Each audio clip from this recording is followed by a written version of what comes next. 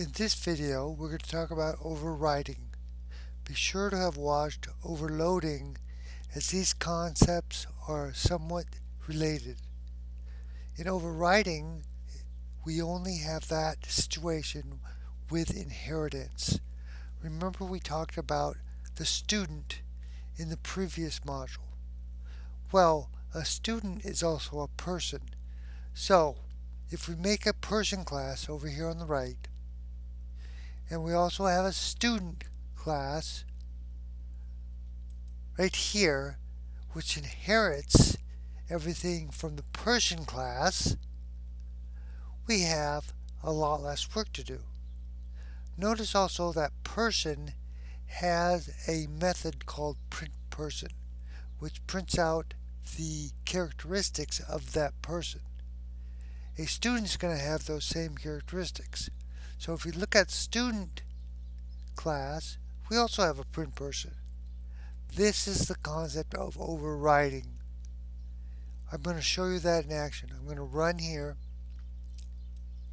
and we will print out the student class right here. Here is the student. Notice the only thing that's unique to students is major and student ID.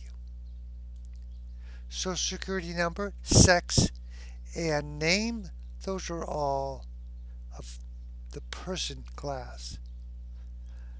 Now, when we look at person.h, I'm going to move that over on this side, and student.h on this side, we can see they both have a function or a method called printPerson. They're exactly the same. Also notice that in C++ on C line, this little icon here says to go to overridden function.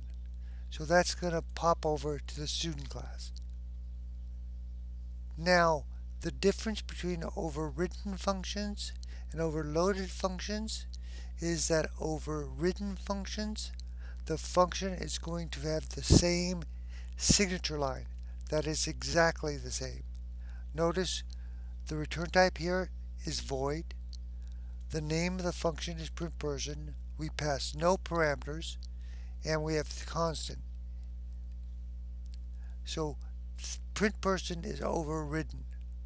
Now, how do we determine which method to call when we're a student? It's very simple. C++, let's go to the main program here. C++ looks at the type of the object. This is a student. S1 is a student type. So when we call printPerson from a student type, we are first going to look in the student class for a function called printPerson. If that method does not exist, then it'll look for printPerson in the parent class. However, in this case, printPerson does exist in the student class, so s1.printPerson on line 35 will call the printPerson class in the student. Now let's look at student.cpp. printPerson is going to call printPerson in the person class because this information is common to all persons.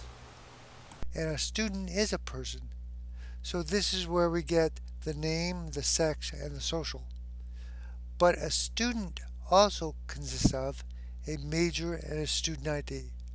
So we print out the basic characteristics of a person, then we print out the unique characteristics of a student.